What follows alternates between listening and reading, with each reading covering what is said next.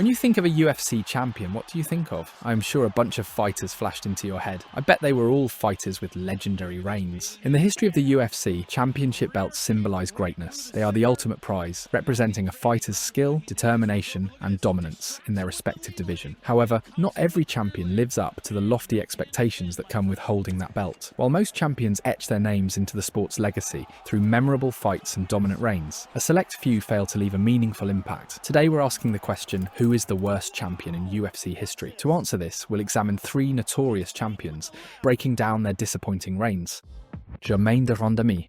Germaine became the inaugural UFC Women's Featherweight Champion in 2017 after defeating Holly Holm at UFC 208. On paper, this accomplishment should have been the start of an exciting new chapter in her career and for the division. However, her reign was mired in controversy and left many fans disappointed. First, let's talk about the fight itself. The bout against Holly Holm was competitive, but it was overshadowed by de Randamie's repeated strikes after the bell in multiple rounds. These late hits went unpenalised by the referee, leading to widespread criticism of both the officiating and de Randamie's conduct. Despite this, she was awarded the unanimous decision victory and crowned champion. The controversy didn't end there. As the first champion of the newly created featherweight division, de Randamie was expected to defend her title against the division's top contenders. At the time, the biggest challenge was Cris Cyborg, a fighter widely regarded as one of the most dominant women in MMA history. However, de Randamie refused to fight Cyborg, citing concerns about Cyborg's history with performance-enhancing drugs. While it's reasonable to have concerns about a fighter's past, many viewed this as an excuse to avoid a difficult matchup. The UFC ultimately stripped de Randamie of the title after just 4 months, marking one of the shortest and least impactful championship reigns in the promotion's history. De Randamie's refusal to fight Cyborg, combined with the controversy surrounding her title win, left a sour taste in the mouths of fans and critics alike. While she remains a talented fighter, her time as champion is often remembered as a low point for the featherweight division.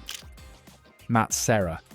Serra's championship reign is one of the most unusual in UFC history. Known as the Terror, Serra earned his shot at the UFC welterweight title by winning Season 4 of The Ultimate Fighter, a special season featuring UFC veterans looking for redemption. In 2007, Serra shocked the world by defeating Georges St-Pierre at UFC 69 in what is still considered one of the greatest upsets in MMA history. I have to let my bias step in for a moment and say that win was undeserved. Serra's first round TKO victory over GSP was a masterclass in capitalizing on an opponent's mistake, and it earned him the welterweight belt. However, Serra's reign as champion was short-lived and largely defined by that one monumental victory. After winning the title, Serra didn't defend it for over a year due to injuries. When he finally returned to the octagon at UFC 83 in 2008, he faced a motivated and improved Georges St-Pierre in a rematch. This time, GSP dominated Serra, finishing him with ground and pound in the second round to reclaim the title. While Serra deserves immense credit for his upset victory, his inability to defend the belt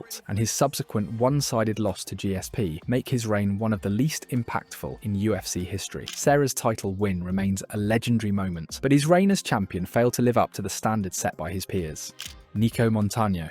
Nicco Montano's journey to becoming the first UFC women's flyweight champion was an inspiring one. She won the title by defeating Roxanne Modafferi in the finale of The Ultimate Fighter Season 26, a tournament designed to crown the inaugural champion of the division. Montano's performance in the tournament was commendable. She defeated strong contenders like Lauren Murphy and Barb Honchak en route to the final. However, her reign as champion quickly turned into a debacle. After winning the belt in December 2017, Montano was expected to defend it against Valentina Shevchenko, a highly skilled and dangerous challenger. The UFC even scheduled a bout between the two at UFC 228 in September 2018. However, Montano never made it to the fight. She was hospitalized during her weight cut and ultimately pulled from the card. The UFC, frustrated with Montano's inability to defend the title, stripped her of the belt shortly after. Montano's reign ended without a single title defense, making her the first champion in UFC history to be stripped without ever defending the belt. What made matters worse was the perception that she was avoiding Shevchenko, a fighter many believed would dominate the division. While Montano cited health issues as the reason for her struggles, fans and critics were quick to label her as one of the least deserving champions in UFC history. Following her title reign, Montano's MMA career went into a downward spiral. She fought only once more in the UFC, losing to Juliana Pena in 2019, and has since faded from the spotlight. Her lack of activity, combined with her inability to defend the title, makes her reign one of the most forgettable in UFC history. While Montano's story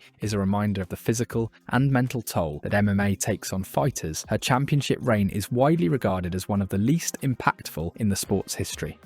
Sylvia. Tim Sylvia was a towering 6'8" fighter, certainly had the physical presence of a champion, but his performances inside the octagon rarely lived up to expectations. While he did manage to capture the heavyweight title twice, his reigns were marred by uninspiring fights, questionable tactics, and an overall lack of dominance. Honestly, even watching it back for this video, I have no idea how this guy won the title twice. One of the most glaring criticisms of Sylvia was his overly cautious fighting style. Rather than showcasing the aggression and finishing ability expected of a heavyweight champion, Sylvia often relied on his size and reach to eke out dull decision victories. His fight against Jeff Monson at UFC 65 is a prime example. Despite having a significant size advantage, Sylvia spent the majority of the fight circling away and jabbing from a distance, drawing boos from the crowd. This performance cemented his reputation as a champion who played it safe rather than taking risks to deliver exciting fights. Sylvia's legacy as a champion also suffered due to his losses in big moments. In 2003, he was stripped of the title after testing positive for banned substances, tarnishing his credibility as a legitimate champion. Additionally, his submission loss to Frank Mir at UFC 48 and his one-sided defeat at the hands of Randy Couture at UFC 68 highlighted his inability to rise to the occasion against elite competition. Couture, at the age of 43 and significantly smaller than Sylvia, dominated him for 5 rounds, exposing Sylvia's lack of adaptability and grit.